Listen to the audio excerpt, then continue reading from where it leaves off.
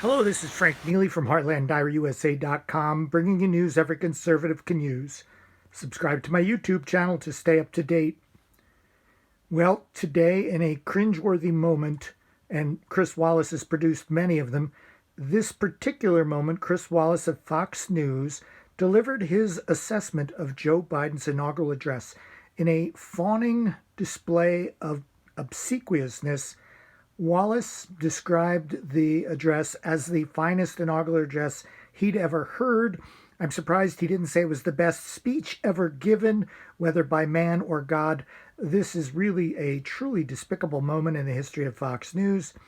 And, well, all I can say is I'm glad he didn't say he felt a tingle coming up or down his leg because, oh, well, he might as well have. It obviously wasn't the same speech that I slept through, but here's Chris Wallace embarrassing himself as usual.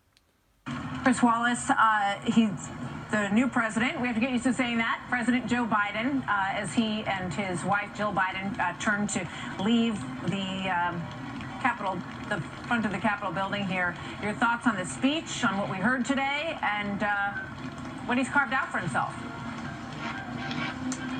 We must end this uncivil war, and the way we can do it is if we show each other a little tolerance and humility. Martha, I thought it was a great speech. I've been listening to these inaugural addresses since 1961, John F. Kennedy, Ask Not.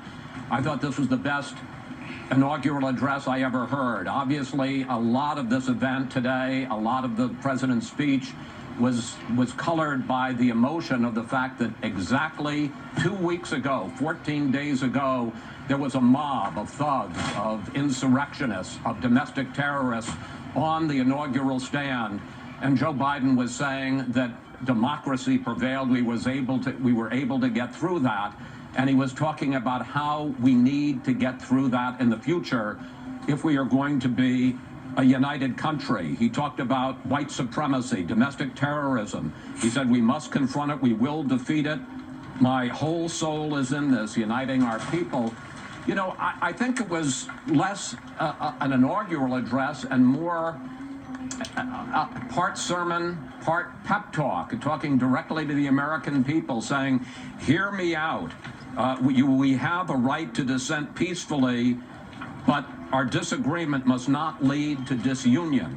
It was a call to our better angels, a call saying, look, we've got tremendous challenges, COVID, the economy, racial injustice, climate change, but there's nothing we can't do if we come together. And there's one other thing he said that I think especially us in the media must know.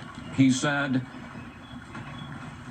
that there is truth and there are lies that are told for power and lies that are told for profit. And I think that it was a call to all of us, whether it's us on the air, on cable or broadcast, whether it's us on social media, on our Twitter accounts, understanding that we have to deal from facts, from the truth, to hear each other out, as he said, a right to disagree, but not a right to violence. This is the easy part, as has been suggested. Now he's got to turn words, rhetoric into reality and action, but I thought it was a great start.